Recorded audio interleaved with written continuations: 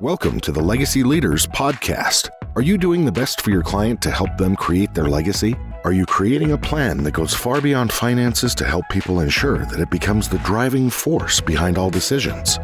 On this podcast, hosts Katie Beth Hand and Stan Miller will help you with growing your practice and your clients' peace of mind. Together, they bring the best and brightest minds to share with you how to help your clients develop their best legacy. And now, here are your hosts, Katie Beth and Stan. Welcome to the Legacy Leaders Podcast. I'm your guest host, attorney Adam Diamond, sitting in for Stan and Katie Beth. I'm a proud member of the Legacy Leader Network, which is a group of professionals focused on helping families pass on a lasting legacy. I'm the owner of Diamond Legal in McHenry, Illinois. Diamond Legal is your family's law firm, where your future is our focus. We can help with custody, divorce, wills, trusts, and even real estate closings. Today, I'm really excited about our guest, entrepreneur extraordinaire, Maggie, whose last name I'm going to screw up, so I'm going to let her tell me. Drabczynski. With E-Ssistant. Maggie, thank you so much for joining me. Thank you for having. So Maggie, tell me a little bit about your business and who you help. Sure thing. So about a year and a half ago, I kicked off my virtual assistance business. And let me tell you, it's been quite the ride. I've become known as the local virtual assistant because I'm all about that personal touch and I don't shy away from meeting my clients face to face instead of hiding behind a computer. I love meeting my clients and usually it's over coffee or in their workplace, which I love doing too because I get to meet everyone, their staff. And so my main focus is also on supporting small business owners. I love helping them tackle the ins and outs of running and growing their businesses. I aim to make their lives easier by streamlining operations, managing their workload, and ultimately helping them scale up. What really drives me is seeing my clients succeed. I'm all in when it comes to helping them level up their businesses. Being a small business owner, I know how tough it can be for other small business owners, and I'm here to provide the support and expertise that they need to overcome some of those hurdles. So yeah, my business is all about building those strong relationships, understanding my clients' needs, and empowering them to reach their goals. Wow. That is quite an awesome introduction. So how did you end up being a local virtual assistant? So the journey to becoming a virtual assistant was definitely an interesting one. I've always wanted to be a stay-at-home mom, and the traditional 9-to-5 grind just did not fit my lifestyle or what I really wanted to do. So after having my first child, I realized as much as I loved being a stay-at-home mom and being all available for my child, I realized I needed something more to satisfy my craving for productivity. I wanted to do something that's for myself, but I also wanted to be still at home with my family. So with a background as a paralegal and office manager for a number of years, I dipped my toes into the virtual assistant world by working for a VA company that was actually stationed in Europe on the side to grab some extra income and to keep my experience still going. It was the perfect balance. I got to use my skills while still being there for my family. And honestly, I kind of fell in love with it. It threw me a curveball when my dad was diagnosed with cancer that was terminal. And this was right at the very beginning of COVID when no one knew what was going on. Everything was shut down. And I made the difficult decision of stepping down from working in order to help out with family matters. But as you know what they say, tough times do make you stronger or at least make you braver. And once things settled back down to our new normal, I knew I wanted to get back into the workforce on my own terms. So I drew from my past experiences and fueled by my desire to help others, I took a plunge and started my own virtual assistant business. It's been one of the best decisions I've ever made, allowing me to regain control over my work-life balance and create a career that aligns with my values. Plus, I get to work with the clients that I really want to work with, which is really fun and fulfilling. Wow. That is quite the journey. So what do you enjoy most about your virtual assistant business? Oh gosh, where do I start? What I love most about my business is being able to support fellow small business owners. Running a business solo can feel pretty lonely and isolating at times. And being able to be that trusted confidant for my clients is incredibly rewarding. I love hearing the struggles because usually it's somewhere where I struggled myself or have other businesses that struggle in the same area. It's usually interesting to say, oh yeah, I'm struggling with this point. You're actually not alone. Like most business owners are struggling with the same thing and they have this like aha moment. Oh gosh, like I thought I was in it by myself. And I was like, you can actually speak to other people about this too to get support and grab other ideas from other people. So whether we're bouncing around new ideas or sharing stories or just lending an ear during the ups and downs of entrepreneurship, those connections we build mean the world to me. And let's not forget the different kinds of businesses too. I work with all sorts of businesses, from photographers to restaurant owners, attorneys to even authors. So every client brings something new to the table, keeping me on my toes and ensuring that no 2 days are ever the same, which I love. It's a constant learning experience that keeps me energized and engaged and keeps my brain young. So I do love it. So you not only can be an extra set of hands for a business owner, entrepreneur, but you can also be a sounding board based on your breadth of experience. Yes. So yeah, and that's what I love too, is because I work with so many different businesses, I'm constantly learning and constantly getting new ideas. So if there's somewhere where you are stuck in, I can always come and give my advice or what options you do have to scale your business to grow. And some businesses do like to be where they're at right now and just need an extra set of hands, which is perfectly fine too. But I just love being able to bounce off those ideas and help fellow business owners get out from their shell and say, okay, I actually did need this talk and this shed a lot of light on what I need to do. So what do you enjoy the least about your business? Okay. So the writing part. I'll be honest, writing isn't exactly my strong suit. To be totally honest, I hate it. Crafting content for social media posts and newsletters can feel like pulling teeth sometimes. I have to constantly revise and reread and make sure everything makes sense. It can be a real time suck for me. But I know it's important to effectively communicate with my clients and audiences. I push through, even though writing isn't my favorite thing. I'm always looking for ways to improve, whether it's through practice or getting a little AI assistance when needed. I do admit I do sometimes have to reach for that chat GPT whenever I'm stuck, but it's something that I'm definitely trying to improve on and get better.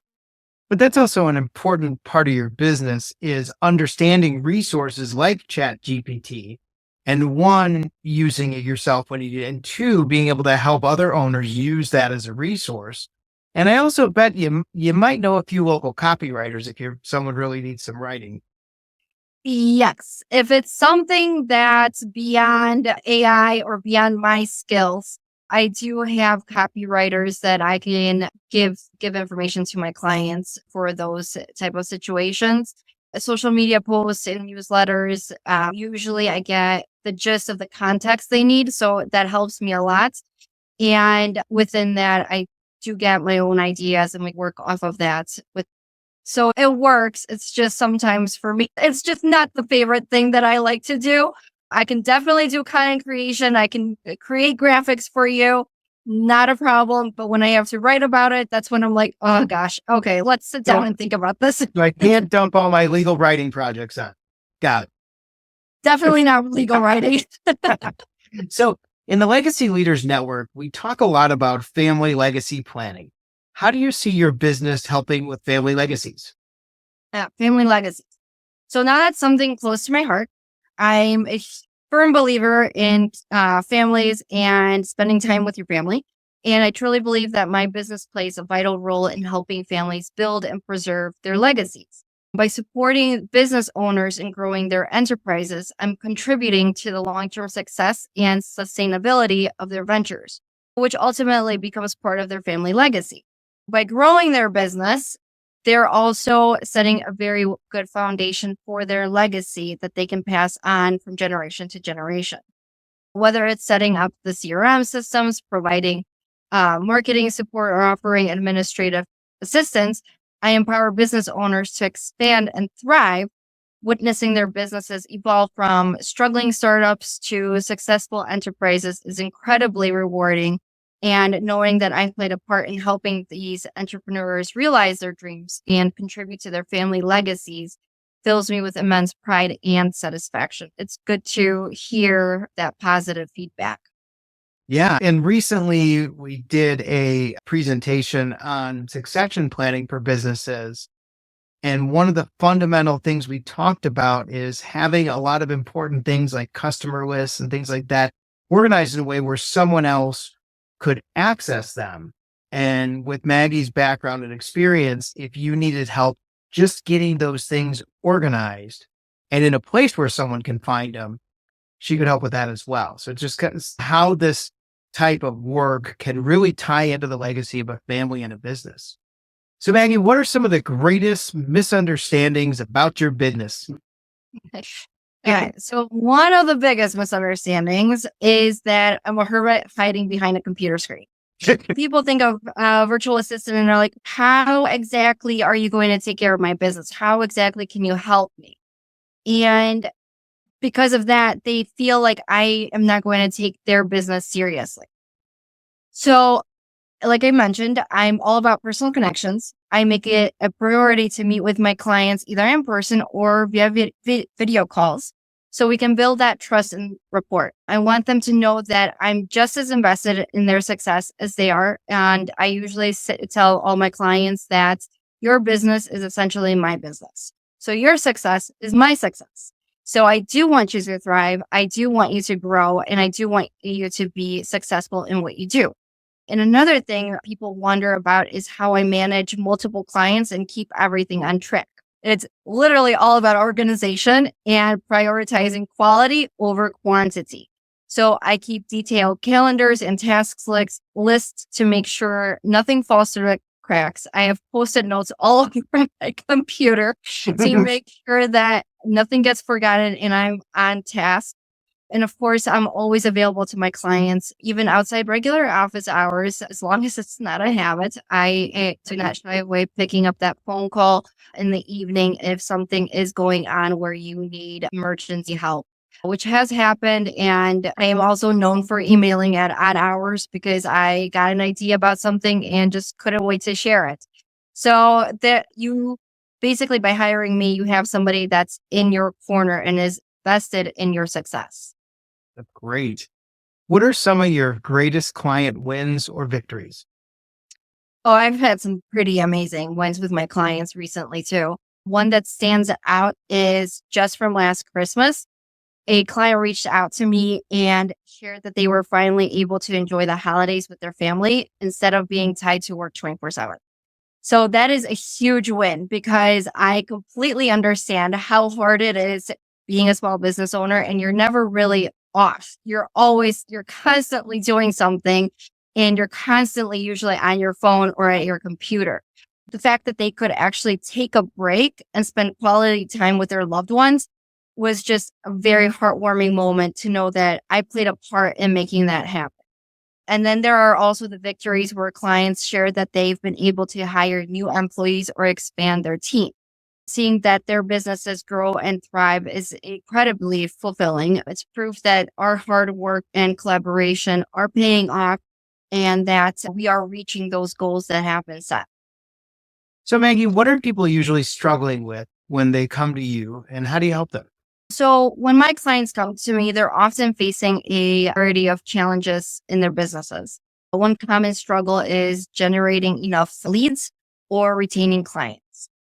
It's tough out there to get leads, and not everyone has the time or expertise to excel in every aspect of their business. Usually as a small business owner, We're wearing many different hats, and sometimes things just fall through the cracks, which is understandable because usually it's just one person doing everything.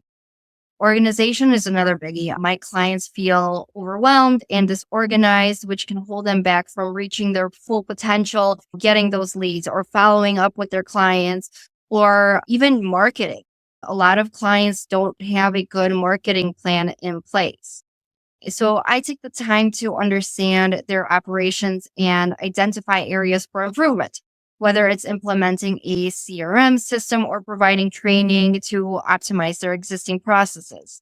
A lot of people have a CRM system, but don't know how to properly use it.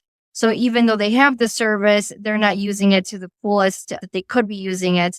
And I take the time to do an onboarding session with those clients and offer support and help to make sure that they are utilizing the tools that they have.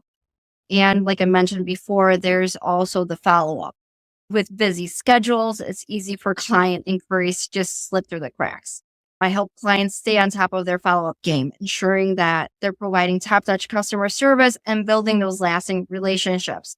Loyalty these days to one business, because of how the market is, it's hard to keep those relationships lasting. So if a client doesn't hear from you for a while, more than likely, they're just going to move on to somebody that is more responsive. And that's an issue where in some service areas, clients just do not wait. Customer service is a biggie, and I help with reaching those clients and making sure that every client is taken care of. And that way you can build that loyalty and they will stay with you and hopefully also give you referrals. Wow. You've used the phrase CRM a couple times. For those of our listeners that haven't heard of that, what is a CRM? So a CRM is a client relationship management platform.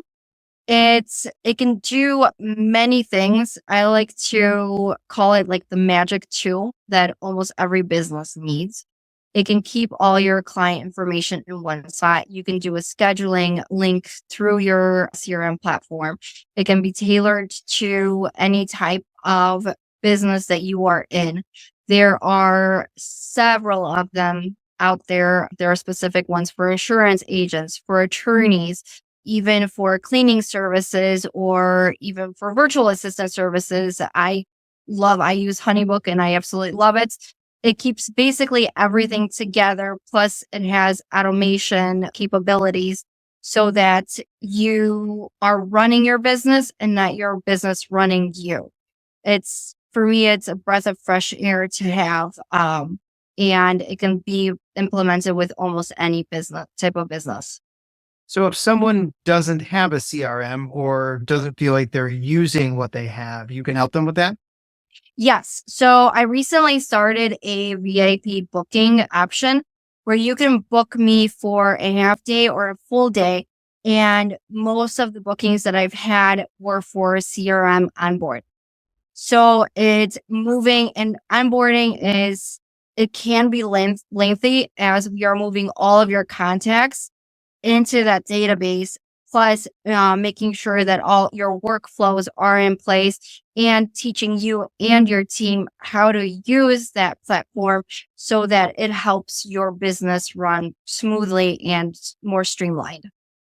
Wow, that's an awesome service. Who would be your ideal client or referral to work with? So my ideal client is any small business owner who's feeling overwhelmed and ready to take their business to the next level. Whether they're looking to scale up their operations or just regain some freedom to focus on their passion, I'm here to help. Like I said before, usually it's the business running the person and not the person running their business, which is draining and exhausting. And I'm here to help so that the small business owner can actually focus on their genius. As for referrals, anyone who works closely with business owners would be a great fit. Commercial real estate agents, business coaches, HR consultants, accountants, you name it. These professionals often have firsthand insight into the challenges that small business owners face and can recognize when their clients could benefit from some extra support and expertise. So all of this is so exciting. How can people find you? So I'm in a few different places.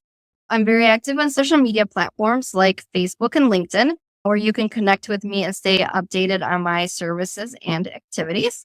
You can also check out my website at www.e-Ssistant.net to learn more about how I can assist you and to contact me directly. Also, even though I'm known as a local virtual assistant, I'm definitely not limited to just serving my clients in the immediate area. So if you're a bit further out and need a hand with something, don't hesitate to reach out. I'm here to help wherever you are, and we can definitely come up with ideas on how to communicate effortlessly so that you get the help that you need. And also, if you're in McHenry County, Lake County, or even King County areas, keep an eye out for me at local networking events and community gatherings. I am very active in both the McHenry and Chino Lakes chambers, and also on the board of directors with the Chino Lakes Chamber. So don't be shy. Come say hello. I'm always up for making new connections and exploring potential collaboration. So if you see me, say hi. Awesome. And we'll also put a link to all of your info in the show notes so people can also find you easily that way. Yes. So thank you everybody for listening. This has been a Legacy Leaders podcast. I'm your guest host, attorney Adam Diamond. My guest today was Maggie D, and I'm going to never say your last name because I'm going to chicken out. Drabczynski. For more information on Maggie and the awesome work she does, you can visit her website and check out the link in the show notes. So thank you everybody again, and enjoy your family legacy. You've been listening to the Legacy Leaders podcast with Katie Beth Hand and Stan Miller. For more information on them and the show, please visit pinnaclelegacylaw.com. If you like what you've learned today, do share the program with your friends and subscribe wherever podcasts are found.